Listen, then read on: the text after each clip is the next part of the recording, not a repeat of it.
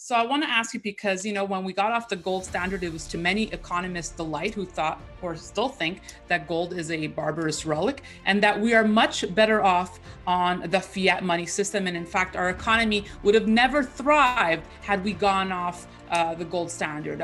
Were we better off before or today, Jim?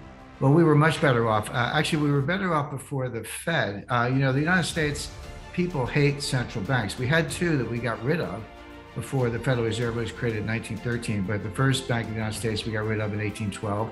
The second bank we got rid of in 1836 under President Andrew Jackson. From 1836 to 1913, there was no Fed, and it was the greatest period of prosperity, low inflation, invention, efficiency, almost in recorded history. So we get along fine without the Fed, and we're much better off with the gold standard, no doubt about it. When you said economists criticize gold, I would just remind the audience of two things. Number one, economists are wrong about almost everything. So if you actually look at their track record in that sense, they seldom get things right. Certainly the Fed never gets the forecast right.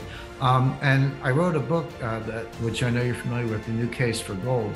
But that book is not just another book on gold. I specifically refuted, there's 7 or 8 persistent criticisms of gold that you hear over and over again. They're all wrong. And I just took them one by one and said, here's why it's wrong, here's why it's wrong. And so that's kind of the baseline in terms of understanding why we're better off with the gold standard.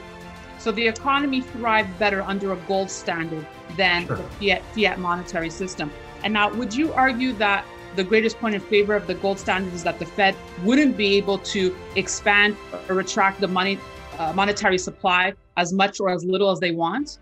Well, not as much as they want. That's a very good point. People say, well, the standard criticism, and it's wrong, but the standard criticism is, the great thing about the Fed is they can do that. They can expand the money supply and contract the money supply as needed to keep inflation under control or to grow with the economy. Well, you can have that with a gold standard. In fact, we did. From 1913 to 1971, in various ways, we had a gold standard, but we also had discretionary monetary policy.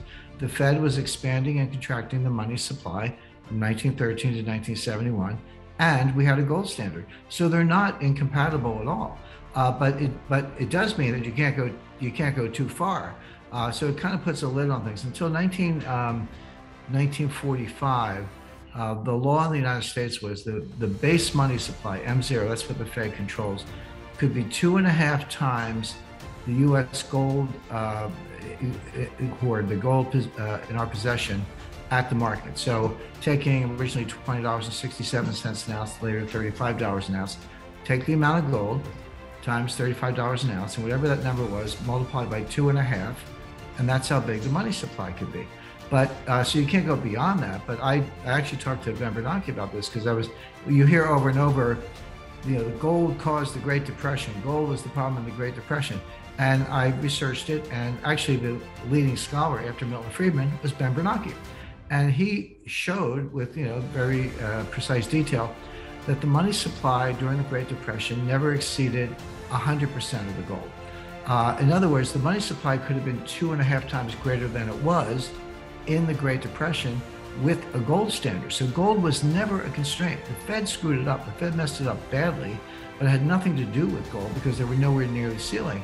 And when I talked to Bernanke, I said, Mr. Chairman, I said, this is my understanding of your research. Do I have it right? Do I have a correct understanding? He said, yes, you do. So gold was never a problem in the Great Depression. So you can have both. You can have a gold standard and discretionary monetary policy. You just can't get crazy. So I know we've spoken in past interviews about the likelihood of us returning to a gold standard. I know you said it's probably very unlikely, even though there have been some politicians who have been vocal and pushing forward for this. What would a new Breton Woods system look like for you? Is it tied to, or is it involving digital currencies then, Jim? What do you think? Well, there's a lot of confusion about digital currencies, and people think of Bitcoin and all that. But the central banks are moving towards central bank digital currencies, which are not cryptocurrencies. The message traffic can be encrypted, but digital dollar is still a dollar, a digital euro is still a euro, and a digital yen is still a yen, and so forth. The central banks would still, have discretionary authority over monetary policy. It's just that you probably wouldn't have any paper money, and payments in a digital dollar, for example, could be faster and cheaper than what we have today. We all use credit cards. That's an electronic payment. But there's a merchant acquirer fee of 2.5% on, when you charge something, the merchant gets 2.5% less than what you pay because they have to pay that amount to a processor to get their money. Well, you could probably eliminate that. So it would make payment systems cheaper. We might have wallets at the Fed. We might, Jim and Danielle and the artist might have an account at the Fed. You could just intermediate the banking system.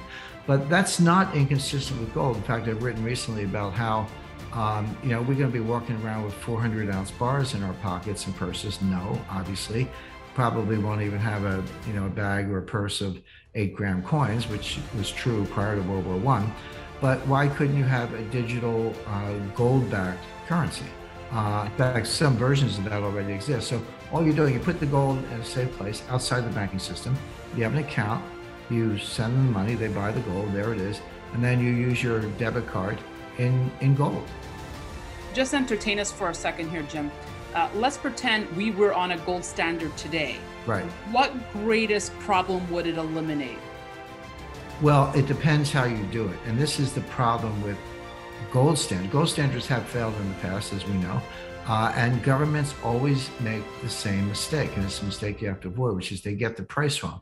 When you go on a gold standard, you're fixing a parity between, say, dollars and weight of gold. You're measuring weight of gold in dollars. So it's no different than any other cross rate. If you have the euro-US dollar cross rate or the dollar-yen cross rate, well, this is just going to be a dollar gold cross rate with the gold measured by weight. But you got to get the price right.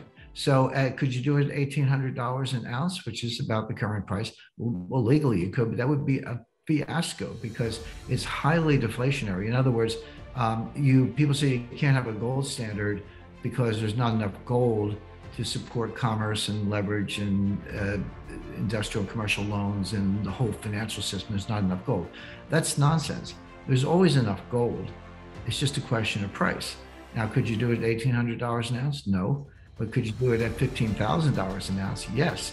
So if you said, okay, Jim, you're in charge of going back to the new gold standard. Let's be a convening power and get the G7, the G20 finance ministers together and have a new Breton Woods type conference. Maybe I'm here in New Hampshire. Maybe we could do it up at Breton Woods, which is just a little bit up the road than that Washington Hotel. But the point is, there are a lot of technical issues, but the biggest single issue they would face is getting the price right. And I've calculated it several different ways, and the low end is $15,000 an ounce. That's one of the reasons I make that my forecast, because we might have an orderly process, the kind I just described, where you convene the session, get G20 finance ministers, and you do it right. I don't think that's going to happen. I think what's going to happen is the system's going to fall apart. There's going to be a panic-style loss of confidence in not just dollars, but euros and yen and all central bank command currencies. And they're going to have to do it on an emergency basis. So you're going to get there either way. But the number one question is, what's the price? And I can guarantee, if there were to be an emergency meeting, you'd be the first person they'd call. Well, hopefully. I've already done the math, so I can tell. I give them the answer in 5 minutes. Okay. Final thought, Jim. I know you're enjoying family time. I don't want to take you away from them. Just last point. I said it's the 50th anniversary, an important event here. I guess a major lesson we should learn from this, or from being on the gold standard, that we can perhaps apply to today's economy. Well, everyone remembers August 15, 1971. Richard Nixon ended the gold standard, kind of, but not exactly. What he did, he said foreign trading partners can no longer redeem dollars for gold.